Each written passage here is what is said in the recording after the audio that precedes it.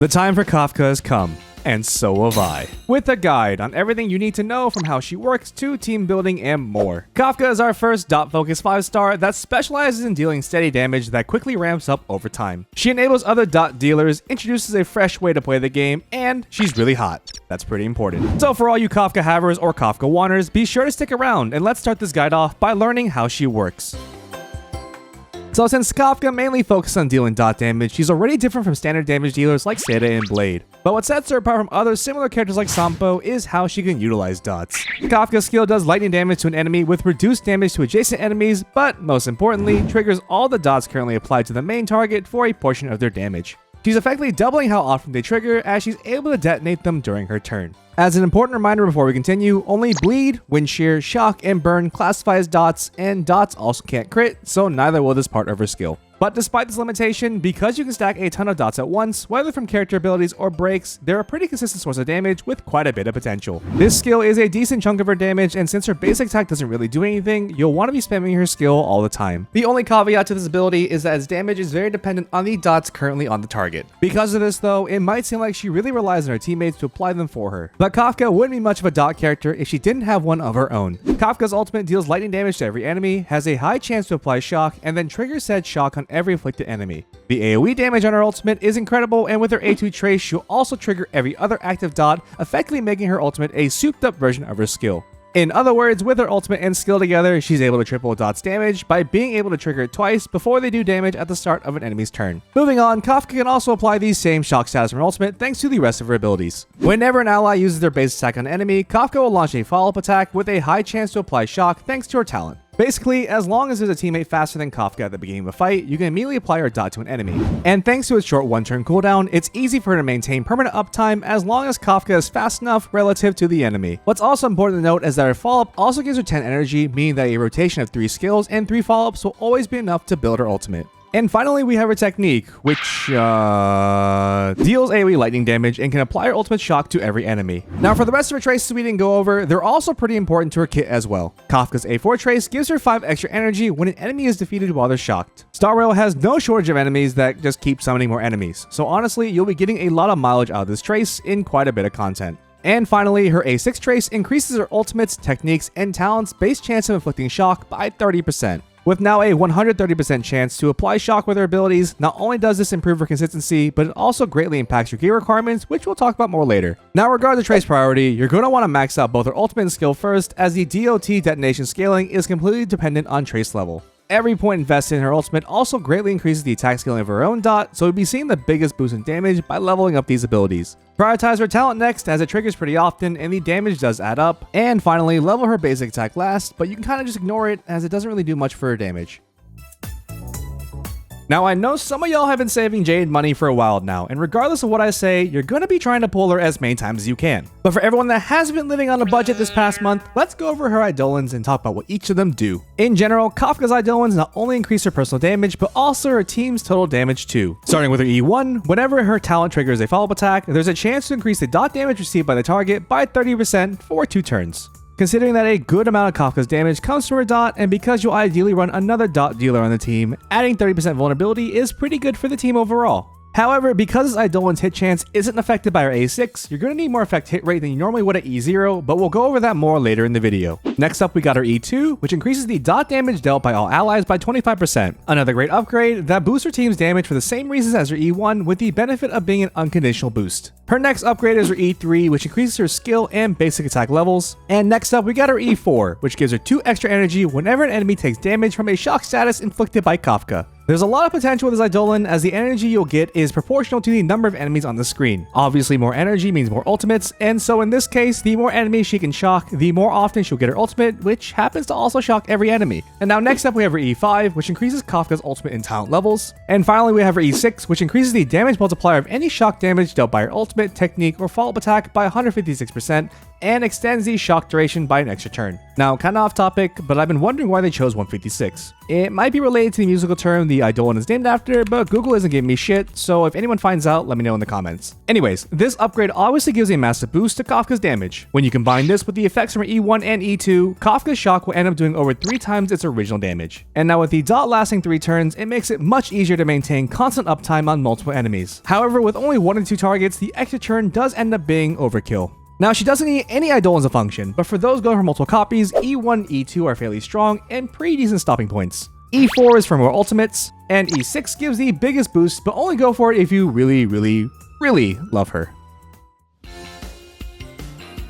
Now, the best girl deserves the best things, and the best relic set for Kafka is the 4-piece band of Sizzling Thunder for the bonus lightning damage and the 20% attack boost it gives when the wearer uses their skill. Now, just in case you didn't know, dots don't snapshot, meaning that their damage is constantly affected by your current stats. But since this set's attack bonus persists even after Kafka's turn is over, that means her dots and thus all of her abilities will be doing even more damage. Now, if you don't have any good lightning set pieces, you can instead run a 2-piece combination of lightning and musketeer sets, as musketeer's unconditional 12% attack bonus is still pretty good. Compared to the 4-piece lightning set, you'd only lose out on 8% attack, which really isn't that much. So personally, I recommend going for whichever has the better substats. You could also mix any of the previous sets with 2-piece Messenger of Hackerspace, as Kafka does want to be fast. And now, since Kafka does break a lot, you could also run her a 4-piece Thief for the bonus break effect and the bonus energy it gives on break. And finally, for a planar set, Space Sailing Station is going to be the best on Kafka, as the 24% attack bonus contributes the most to her overall kit.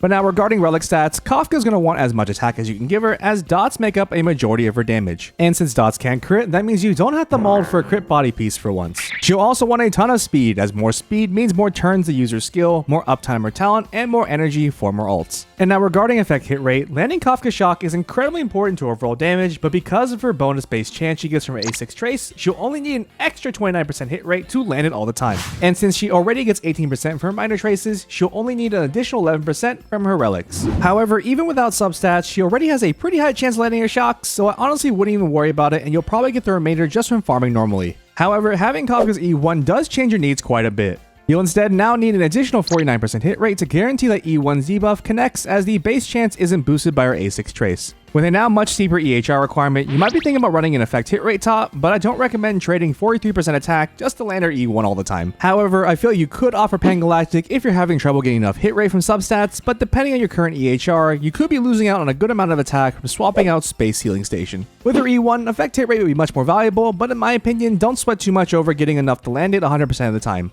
Kafka's talent triggers pretty often, meaning that you'll have a lot of chances to land this debuff, so I recommend just building enough to feel comfortable about your chances. So in summary, for her relics, you'll want an attack top. For the boots, you'll want speed, but you can also run attack if you got a lot of speed substats or some other external sources of speed. You'll want lightning damage on the sphere, and finally get attack on the rope. A break effect rope could also work, and an ER rope has some potential synergy with your E4, but go for attack for general use. For substats at E0, prioritize attack and speed, and then break effect or crit stats. At E1, you'll still want attack and speed the most, but you'll want to prioritize effect hit rate over break effect and crit stats.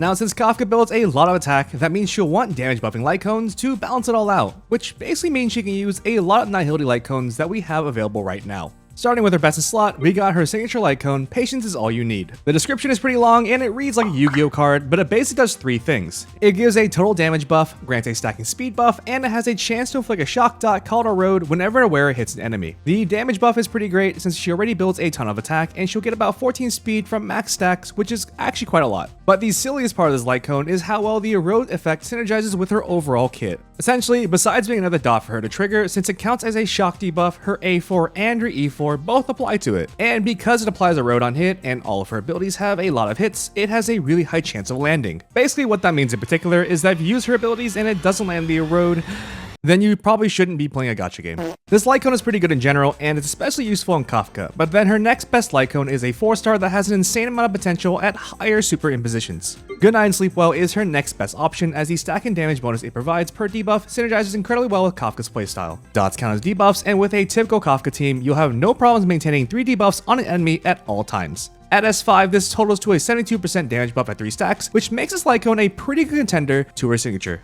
Eyes of the Prey is also a solid option as it increases dot damage dealt by a decent amount. The effect hit rate is pretty useless if your Kafka's at E0, but it's actually pretty helpful at E1 or above. She could also use Welt signature Lightcone too if you have it, however keep in mind that the effect hit rate on the skill is pretty useless since she doesn't apply dots with it. And while the attack bonus is pretty nice, the value of it is pretty diminished as she's building a lot of attack already. And finally, for the free to play option, we have Kafka's Bathwater from the Forgotten Hall shop. The break effect is pretty decent since Kafka will be breaking a lot, and since Kafka can easily apply shock or have teammates that apply wind shear, she'll be benefiting from the damage bonus almost all the time. Now, I also did consider before the tutorial mission starts for the energy regen. With 2 rotations, it'll actually leave you 3 energy shy from getting your ultimate. It's likely you'll run her with teammates that lower defense, and you can get 3 energy from basically anything in the game. However, the effect hit rate is pretty useless on her even at E1, and you're better off having this Lightcone on someone else like Pela or Silverwolf, and Fermata is free, so you should really use that instead. In summary, her signature Lightcone is going to be her best in slot, with Good Night and Sleep Well coming in as her second best. So if you're wondering if you should pull for Lightcone, I wouldn't really say it's necessary as she does have some pretty good alternatives. In regards to team building with Kafka, you can either play her as a hyper carry with 2 supports or with only 1 support and another damage dealer that can easily make high damaging dots. So while my dream of making an optimal team mommy will have to wait, Kafka teams are very free to play friendly as most of her best teammates happen to be 4 stars. With double damage dealer comps in mind, we have 2 great teammates that also have to be on the same banner. Sampo is a solid choice as he applies wind shear with his abilities and has an ultimate that increases the dot damage enemies take by a significant amount. He does take a couple of turns to reach his full damage potential as he's got to stack his dot, but he's a great teammate for any win weak content. Now Luca on the other hand applies a massive bleed dot to a single target with his skill and has an ultimate which increases the damage an enemy receives. He's amazing against bosses and complements an SP hungry Kafka as he naturally generates a lot of skill points through his basic attacks. Now Serval is someone I didn't point out earlier because I'm kinda on the fence about her. Pairing both her and Kafka together seems like a good idea as they can bully lightning weak enemies, and their shocks complement each other's kits pretty well. But Kafka doesn't get as much value from Serval as she would from another support or a different damage dealer. While I feel there is some break effect potential with it too, it's something I didn't get to personally test, so let me know if the pair works for you in the comments below. Now for the best overall supports, let's just get the obvious out of the way. Silverwolf has a plethora of debuffs that can help her team, and her ultimate's defense shred is just straight up broken in single target content. While Pela, the more free to play friendly option, can provide consistent AoE shred with her ultimate and works super well equipped with the Sweaty Man Lightcone. Asta is also an amazing unit we all got for free that can support multiple damage dealers because of her party wide attack and speed buffs. Tingyuin is also a great harmony support as her attack buff on top of her energy and damage buff from her ultimate basically gives Kafka everything she wants. And since they're both lightning type, you can also give her Planetary Rendezvous for an extra bump to Kafka's damage. And for one of my favorites, Bronya works well with Kafka, giving her an attack bonus, extra damage buffs, and extra turns to use her skill. The only drawbacks are that Kafka won't benefit much from the extra crit damage from her ultimate, and the pair is pretty skill point heavy, so pay extra attention to your economy.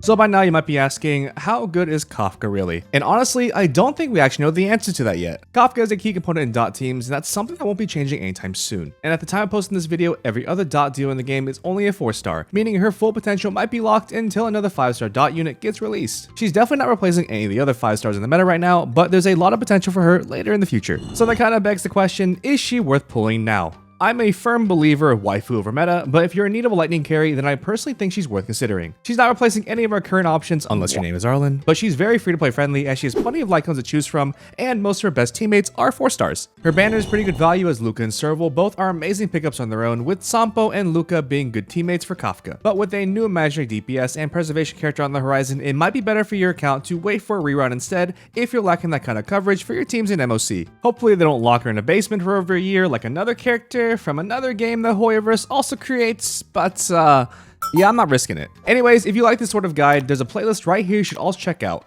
Like and subscribe to please the YouTube gods, leave something nice in the comments, or don't, and I'll see you in the next one.